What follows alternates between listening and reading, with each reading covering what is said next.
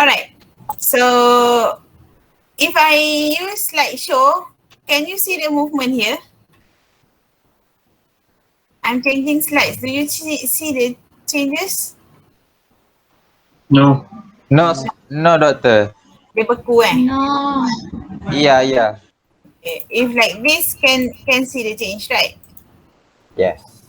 Okay, so I'll just leave it this way. All right. So as manager, as we have discussed last week, as manager, you must be able to communicate, right, to your subordinates, to your colleagues, so that things that the company wants to achieve can be achieved, so that everybody will be working together towards achieving that goal. Okay. Communication is one of the key aspects in management process. Way of communication will determine how well he or she, the manager, is perceived and accepted by as leaders. Okay, bukan by leaders, as leaders. It is important for the manager to be able to communicate well so that messages and information can be disseminated and well understood by others lah, by the receivers and especially the employees.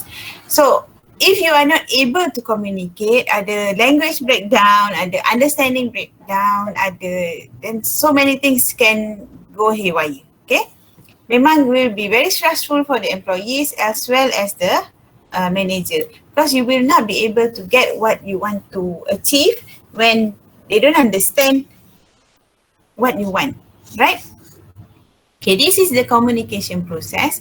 It starts with the sender, where it starts with the sender having thoughts which need to be communicated. So that means the manager ataupun you as a person must have something that initiated in your brain that you want to say, that you want to communicate to. Okay. Then from here, these intended thoughts need to be converted into messages that can be transmitted to receiver. This is called encoding process. It means that from your thoughts, there's less than 1% in the world, 1% of people in the world that can read minds. I don't think anybody can read anybody's mind. So you have to convert it into message that you can transmit. So from your thoughts, from your brain that you have this thinking, these thoughts, you have to convert it into message so that you can deliver it. Then you have to find a channel or medium for transmitting the message. Transmitted is in variety of format, maybe verbal, written, visual, through channels such as face-to-face, email, fax, telephone, and now we have Maya punya face-to-face, right? So you have to have a channel so that these messages that you have thought and converted to the person that you want to talk to, okay? And then decoding, through hearing, reading, and seeing, the receiver receive the message and interpret as meaning. So you, from your thoughts, you convert it into message. Then you deliver it through a channel ataupun through a medium. And then they must have a decoding message where your receiver see it and interpret it and understand it. That is the decoding process. Okay, this process needs feedback where interpretation may or may not match intended message. Therefore, through feedback, receiver may respond and confirm that information sent has been received and understood. Okay, this one I think Afiq dah pernah dengar this example. For example, Azlan has a crush on someone in the class. Okay, and then he has this thought. Oh, I think I need to tell her that I like her. Okay, and then he bought a yellow flower. Okay, he bought a yellow flower, yellow rose, and send it to this girl. Okay, send it to this girl. So that is the flower is the medium. The thoughts, from the thoughts, he convert into a message. The message he tried to deliver through this flower. The flower is the medium. Okay, yellow flower. Remember yellow flower. So when he gave this yellow flower, let's say lah macam I don't know in your school last time ada ke tak yang during Valentine's Day ke atau some whatever special day ada jual bunga untuk hantar ke orang tu, right? So si Azlan bought from that lah, send the yellow flower, send to this girl. This girl actually has the same feeling with Azlan. But when Azlan sent this medium, this yellow flower to her, she accept it and decode it as, oh, it's yellow. So he only likes me as a friend. Because yellow represent friend. Kan? So friend zone lah. Forever lah sampai graduate. Tak dapat lah budak tu. Because you have a wrong message. So it is important for the feedback to happen. Feedback to happen. So this girl okay lah, kita buat assignment together in one group. Just friend zone je lah sebab dah yellow kan. Okay, aku kena friend zone aku. Okay, aku pun friend zone kau jugalah. Right. So, then Azlan like don't understand what's happening. Why is she like very cold, not so flirtatious like before anymore, right? Then so Azlan have to ask the best friend lah. Then best friend said, lah you send the yellow flower kenapa? Then Azlan tak faham. Why cannot yellow flower? Yellow flower tu meaning the friend. Oh ya ke? So then they have to give another one, the red flower.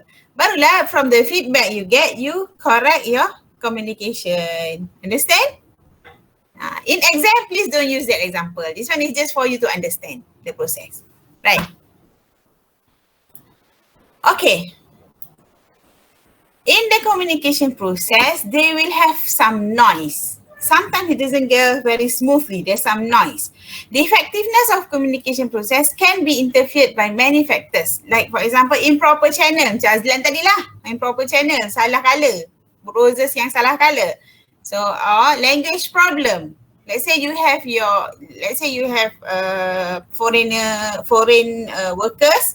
Let's say you are the first level manager. You have foreign workers who just arrive, who doesn't understand the problem, understand the language at all. So there is a language problem, language barrier, and then maybe perceptual barrier, like just now when the girl misinterpret what Azlan has been saying, or maybe there's cultural differences and physical distraction. Okay, so these are the noise. These noises or barriers should be understood, managed, and minimized. Like just now when Azlan already understood it, he changed the colour. He give another one bouquet of red flower. Barulah budak perempuan ni faham. Right? If let's say you have like my example just now, the Bangladeshi workers, maybe you have one or two older Bangladeshi workers who can understand and speak the language already. Then you appoint that person to be the somehow like supervisor or something, so that they can communicate to their others, to the others who doesn't understand you, right? So that is how you have to identify these noises, and you try to understand them, try to manage them and minimize them. That's how communication can happen, because noise always there.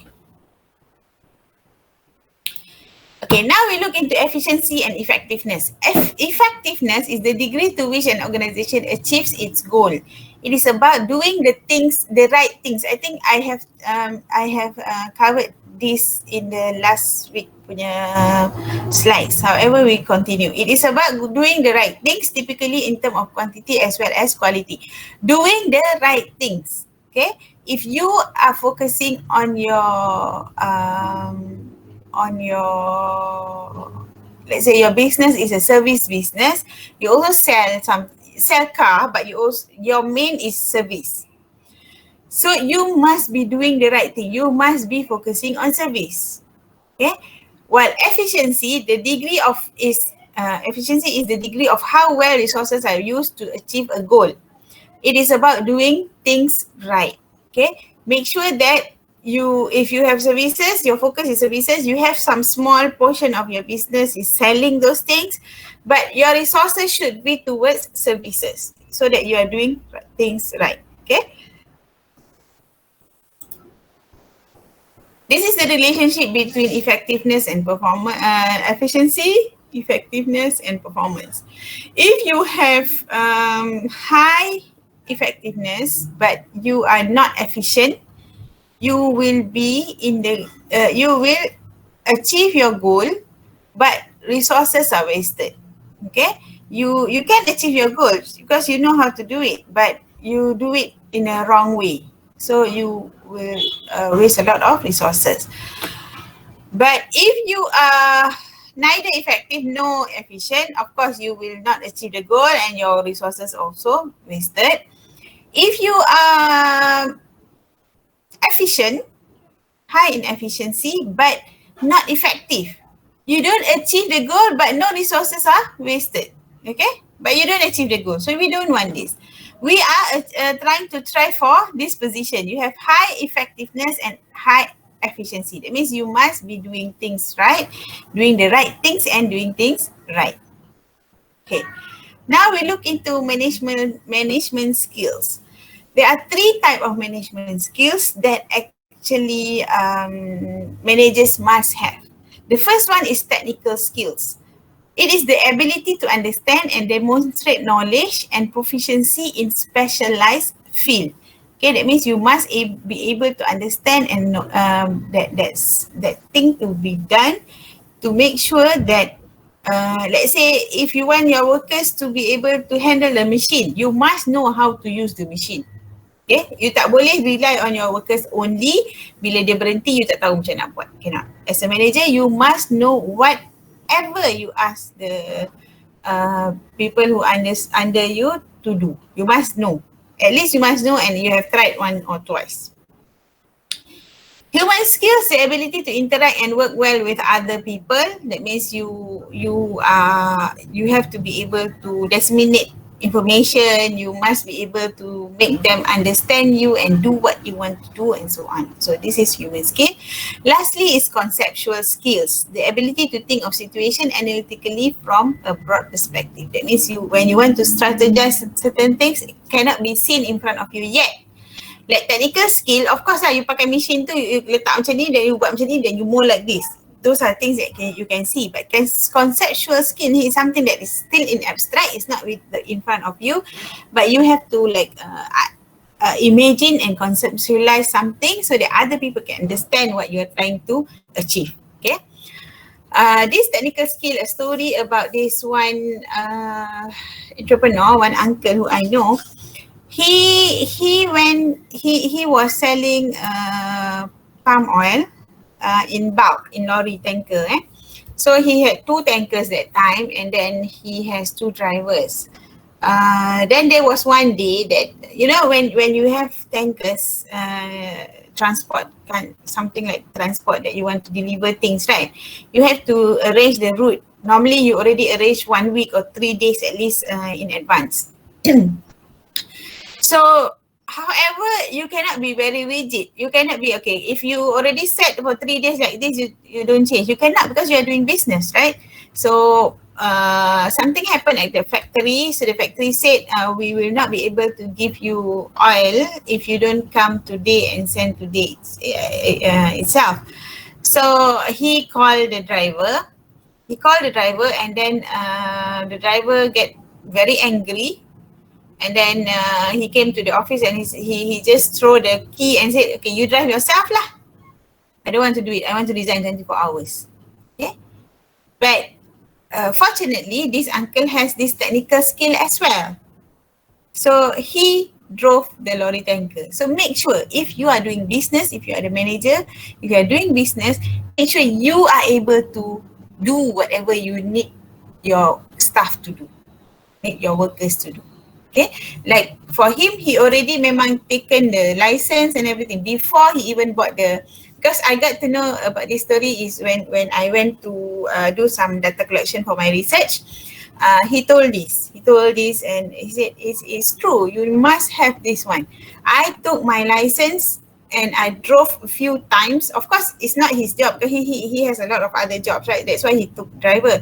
But he said, I have to equip myself everything that I ask people to do. I must know how to do it. So that's what happened, and he managed. And then after 1 week, that driver come begging for the job again, because sometimes when people know that you do not know what you ask them to do, they will manipulate you. And many, since I'm teaching accounting, many entrepreneurs, especially small medium entrepreneurs, doesn't know about accounting. If you want to do business, you must know a little bit of accounting. Go to classes. Kalau you dah habis graduate pun boleh. There's so many classes that you can go. Go to classes and understand your accounts. Because there's so many fraud that happen because the owner doesn't know the accounts. Because accounts is very objective. You can play around with it. If you know the accounts, you can play around with it.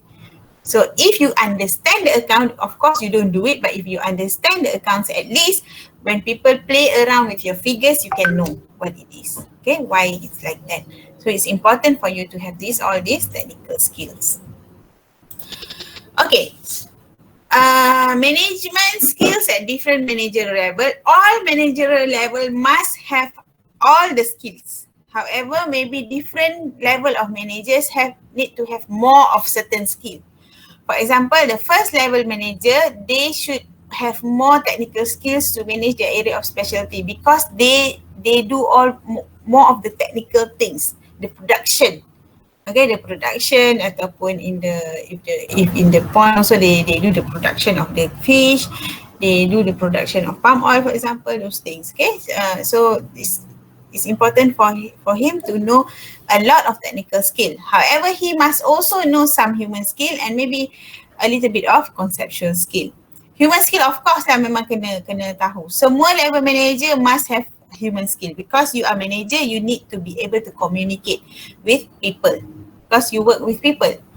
Then middle level managers, this one important to all, but most important is this one, human skill is most important for the middle managers, because middle managers has the main function to communicate from what the top manager said to the first level manager. So this is the kata orang tengah, okay, orang tengah. Top level manager is more conceptual skill. The top manager must have more conceptual skill in order to plan and be able to view the organization as a whole. So he or she or they will be the person who do the strategic decisions, to strategize what we're going to do in 5 years, 10 years, or maybe even sometimes 20 years. Like big companies like Shell, Felda, for example, they must have this vision of 10 years, 20 years. Okay. Then let's see the managerial roles. This one just now is management skills, now managerial roles. The first managerial roles is interpersonal roles. Interpersonal roles are primarily concerned with the relationship with other people. There are 3 roles under interpersonal roles, that is figurehead, that represents the organization in all matter of formality. That means whatever the organization want to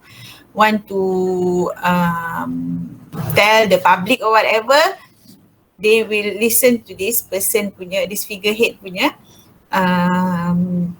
role. Okay, ataupun this when he is holding the figurehead role, anything that they talk to public or whatever must come from him. And then you have to have this role of a leader that can inspire, guide and motivate others. You tak boleh jadi orang yang dictator sangat, because people will not get motivated. You must be both. You can dictate certain things, but you also must give motivation so that they want to achieve whatever you want to achieve. Okay.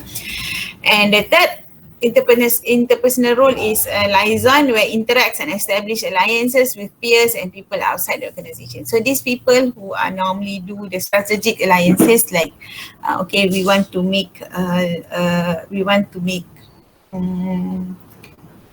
a project. So who do we collaborate with to liaison punya role.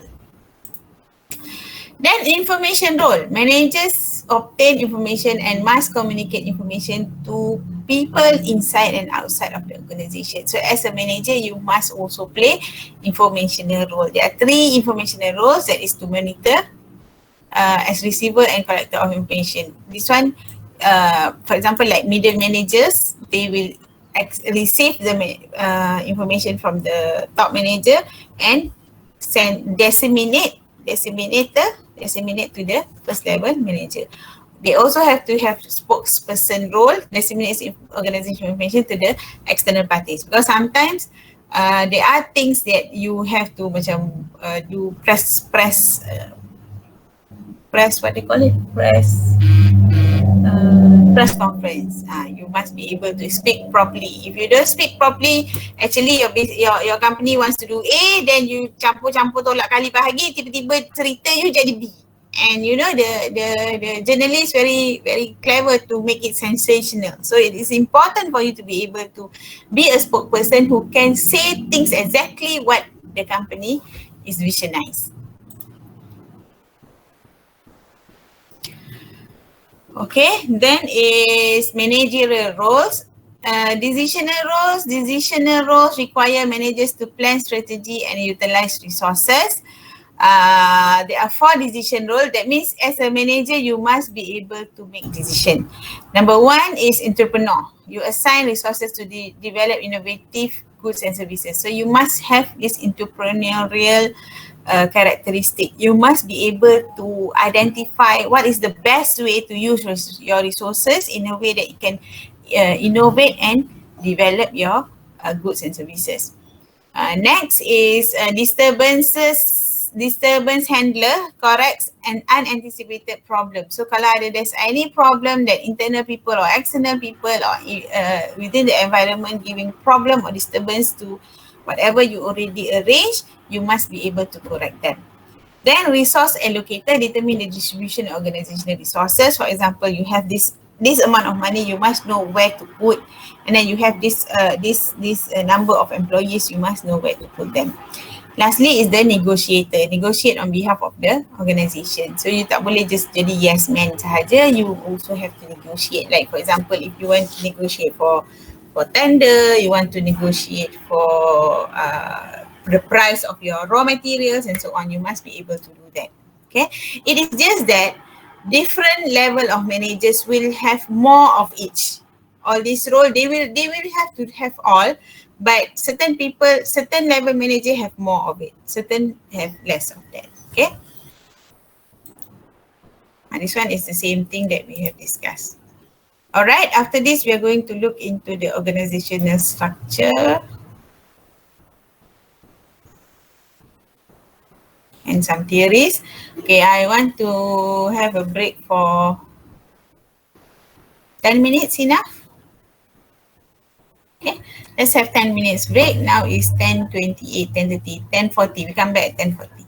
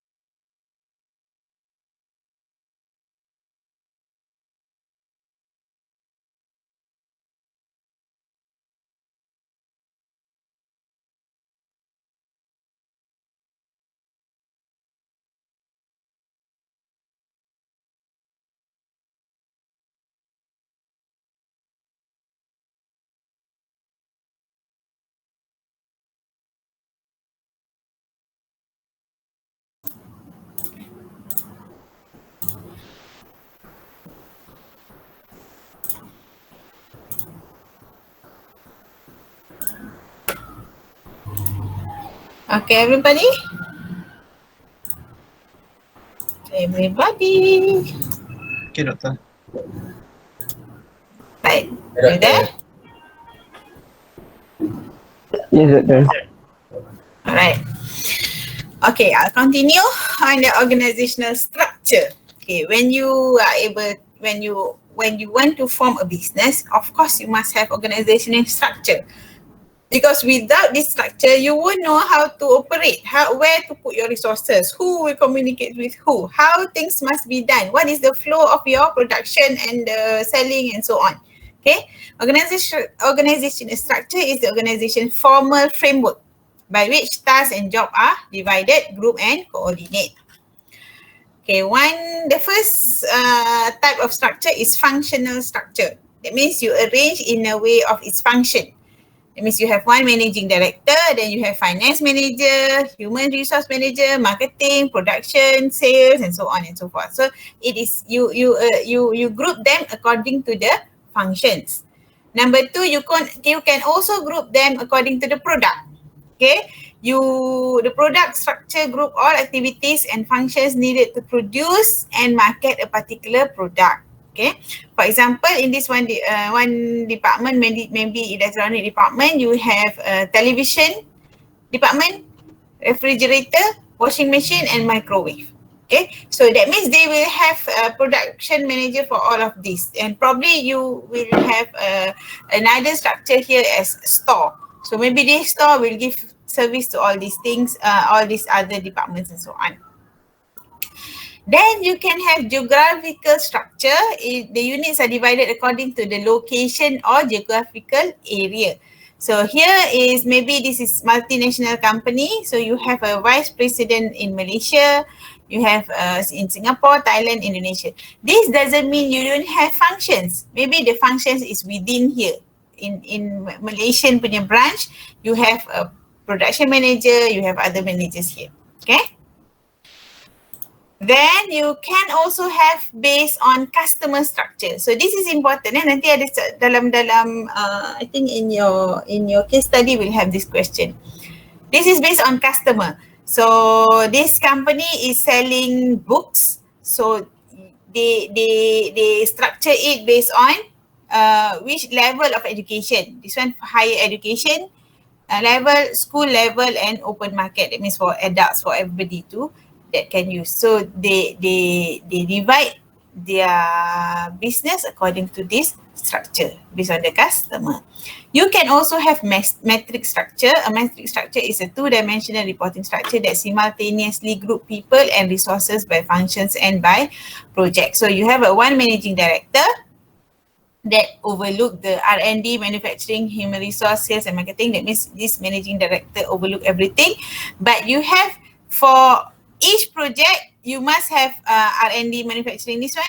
So you have one manager for each project, because under this manager, you will have R&D for project A, for project A, manufacturing for project A, HR for project A, sales and marketing for project A. So it's also the same with project B. Okay, you can have this matrix structure.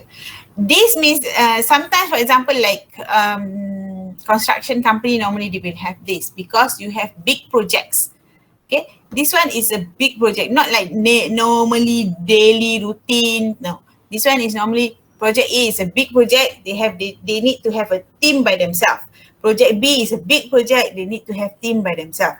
It's just that sometimes kalau macam by product normal product in the same building, maybe you won't want to have matrix structure. Maybe you just have one manager for the production, and under the production manager, you have different product supervisors or maybe first level managers. So matrix structure is not just like for everybody. It is based on if you have big projects. Then okay, those are how you arrange your businesses now. Then now we can look into about motivating employees. Okay, as manager, you must communicate, like the first part of the lecture tadi, you must be able to communicate. One of the most important part of communicating is motivating your employees. Okay, motivation is the driving force that is capable of bringing out the best in people. A highly motivated person always strive to work harder than unmotivated person. What are the forces at work that motivate a person? So you as a manager, you must know how your workers can be motivated. Different group of people can be motivated differently. Okay, how do you want to know which is the group of people that can be motivated in different methods? We look into this, some theories. Number one is a hierarchy of need theory. This is based on Maslow theory. There are 5 categorization of apa they call it, needs. The first is psychological needs. Psychological needs are the most basic human needs: food, shelter, and clothing and water. At workplace, for example, need for adequate basic salary to survive and buy their basic needs. Okay, if let's say you have workers who are probably from war zone, okay, from war zone, what they need is just so basic. They need to bring their family here. They need to be able to give them shelter, food, and safety. Okay, so if you have this group of workers, then you know, to satisfy them, you just give them adequate basic salary. Okay, because what they look at is just to survive. That is psychological needs. You need food, you need shelter, and you need clothing. Once this need, let's say this group of people, they already comfortable, these needs already being fulfilled, they will start looking at safety needs. These are the basic needs for safety and security, like job security, employee benefits, safe working conditions. So they will start looking at that. At this level, even you give, like say this guy a very risky job, he will take, because his main objective ataupun his main needs is to survive. But once he is okay, he has all the skills, he say, okay, I can survive already, I'm okay, I will start looking into safety needs. Okay, I want to have a secure job. I want my job to be, my working condition to be safe and so on. Once they already achieve this level, they will start wanting belongingness needs. Relate to the desire for social interaction, relationship, and friendship with others. So they want to have a pleasant work environment. They want to have a pleasant supervisor who doesn't just like, very angry all the time. They want to feel belong. They want to feel that they belong in this team. They want to together towards work towards the goal. Okay. Then once that 3 needs are already just now psychological, safety, and belongingness. Once all these are fulfilled, they will start looking at esteem and self-actualization. Esteem is related to the desire to feel good about oneself. So they want to feel recognized. They want to have a good job title. Okay. That's why you see, if you apply for job, they have job as workers, they have job as like operators, then you have supervisor, then you have manager, you have executive, all those things. Okay, CEO. So you having this title gives some satisfaction to them. Lastly is self-actualization needs, relate to the desire for psychological development and growth to realize one's full potential as a human being. So kalau semua dah achieve, then they will start looking at how I am actually contributing. So you must recognize them where they are at that moment of time, so that you can give them certain regulation, certain motivation, certain rewards in based on what they really need. If let's say this person nak makan pun tak cukup, rumah pun tak ada, say they even have to be homeless for 6 months, and then you bagi dia job title, it means nothing to them. What they need is the money to have shelter, to survive, to have food. Okay, so you must know where they are in this needs pyramid. Then you strategize your motivation, or ataupun you strategize your reward system. Okay, this I already just mentioned to you just now. It is motivation is subjective issue. What satisfies a person may not be attractive to another person. I already explained to you this one also just now. Right. So Another theory that you can understand your workers is theory X and theory Y. That one just now theory hierarchy of needs, right? Now you can also use this theory X and theory Y as a mechanism to understand your workers to strategize your reward system.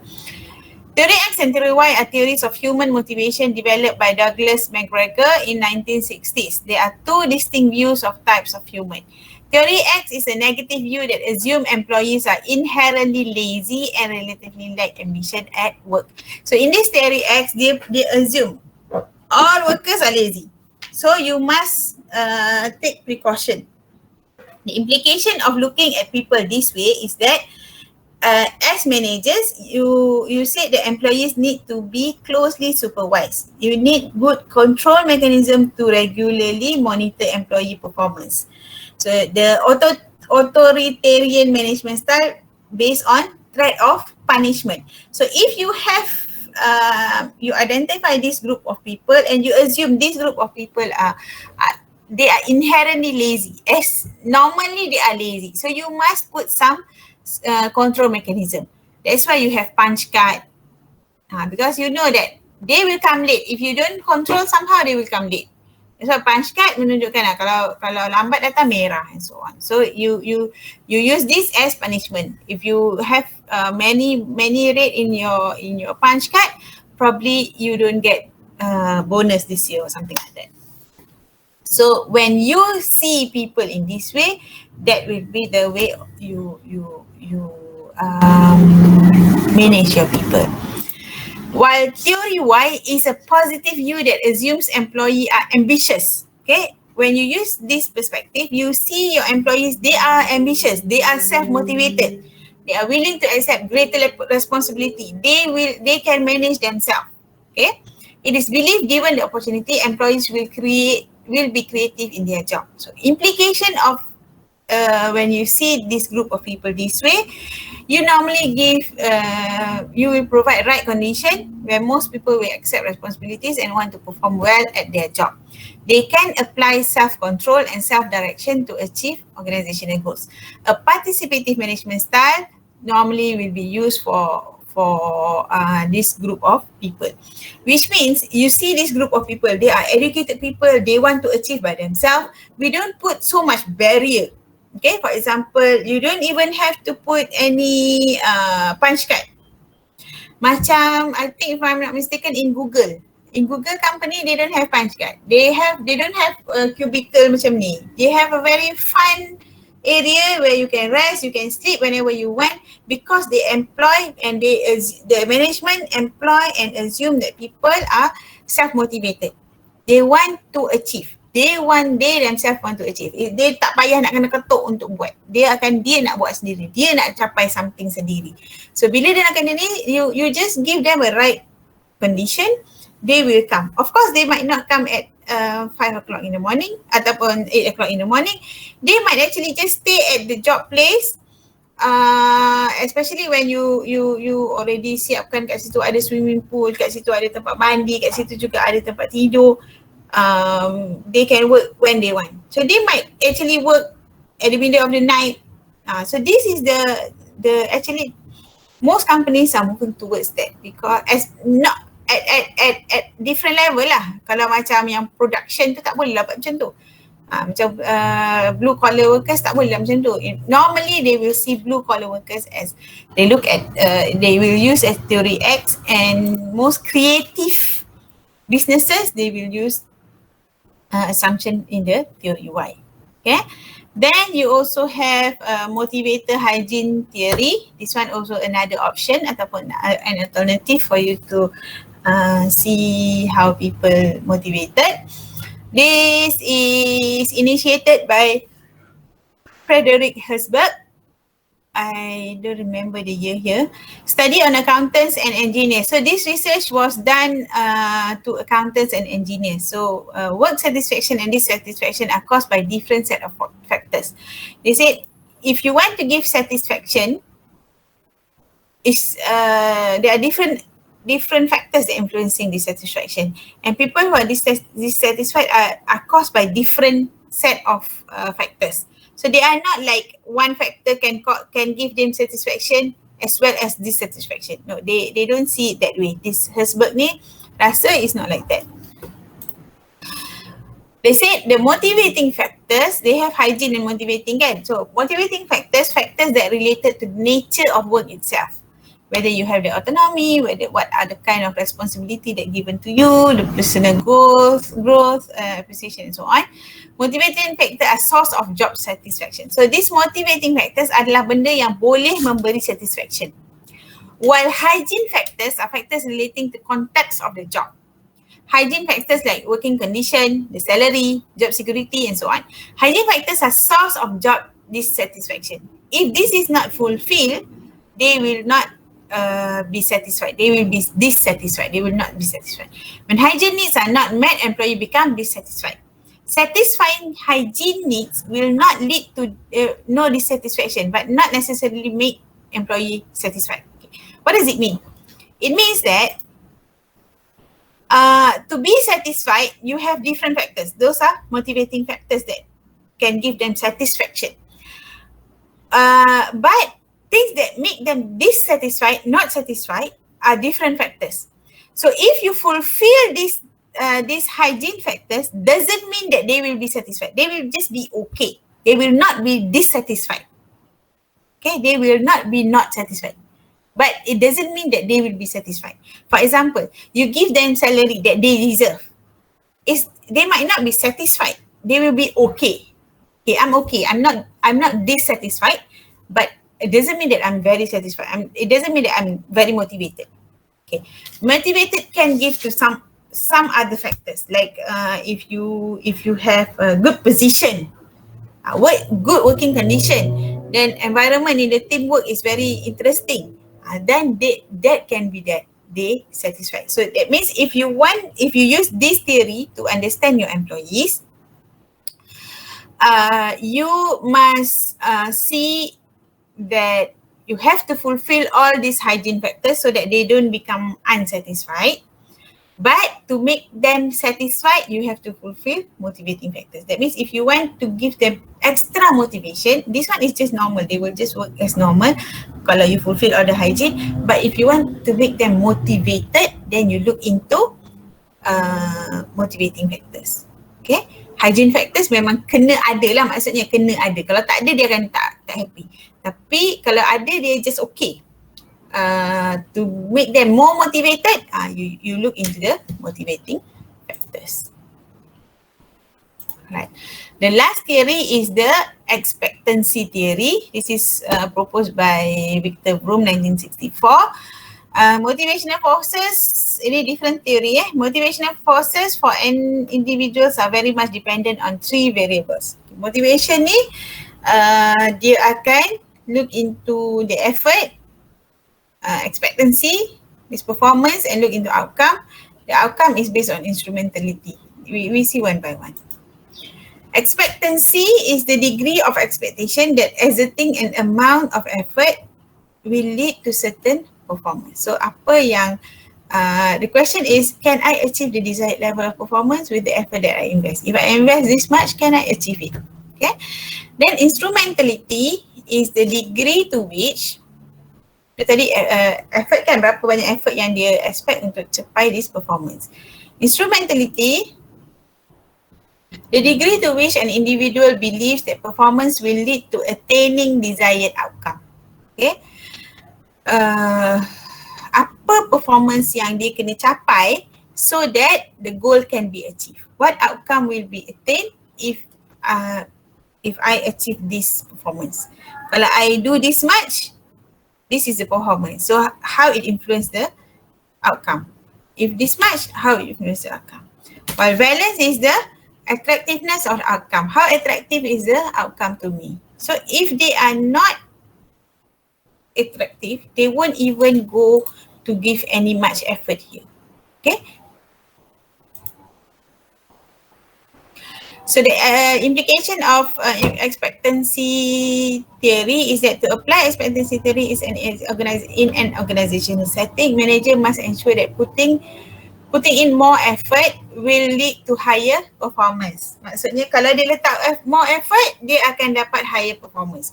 Daripada higher performance tu, dia akan rewarded attractively. Barulah dia akan motivated untuk buat culture. Okay? So that is all for the topic today.